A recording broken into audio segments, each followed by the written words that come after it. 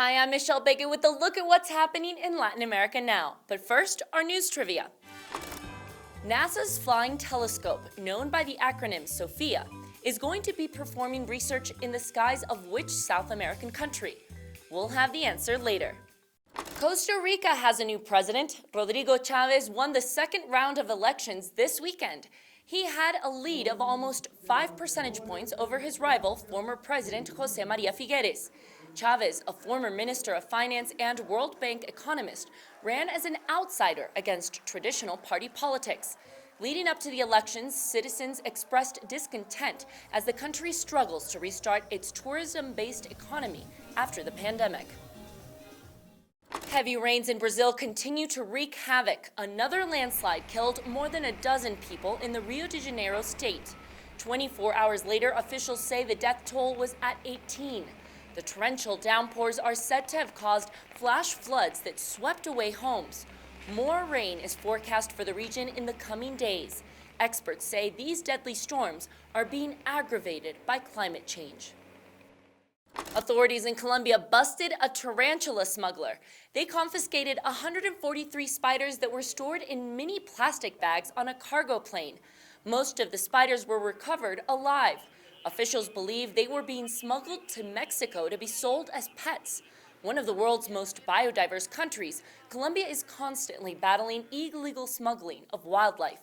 Last year, the Ministry of Environment says they seized 232 tarantulas that were destined for Europe. Now let's go to my colleague Joel Richards in Argentina. He has a report on the country's remembrance of the 40 years since the Malvinas War, or Falkland War. This past weekend, Argentina and the United Kingdom marked the 40th anniversary of the war in the South Atlantic on the islands Argentina calls Las Malvinas, but which to the UK are the Falklands. To put some perspective over how both countries view that conflict, as one British veteran put it to me last week, to Britain, this is one of the many wars the country has been involved in. But to Argentina, it is the only war the country has fought, and it casts a shadow over the country to this date. Viewers will know Argentina's military dictatorship attempted to take the islands by force in 1982, leading to a 74-day war which ended with Argentina's military surrendering. 649 Argentine soldiers died during the conflict, so 255 British soldiers were also killed. In many ways, Argentina is still reconciling the defeat. There's the grief of the families of those soldiers who lost their lives. There's the trauma of the veterans, some of whom were conscripts and allege serious mistreatment by their own officials. There's also great patriotism. And in this divided society, it is perhaps an issue over which there is a rare consensus, and that is that the islands must be returned to Argentina. Writing in the British media, Argentina's foreign minister urged the UK to resume negotiations over sovereignty in line with the UN resolutions. But the UK stands by the 2013 referendum when the islanders voted overwhelmingly to remain a British territory.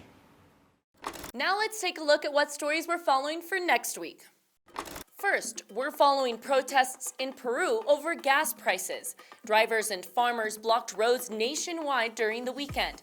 The government has been unable to limit the cost increase of oil products like gas and diesel. The worker revolt created a sudden surge in food prices. The government said in the first 3 days of the protest, the turmoil left at least 4 people dead. So a temporary curfew has been issued for Lima and the port of Callao.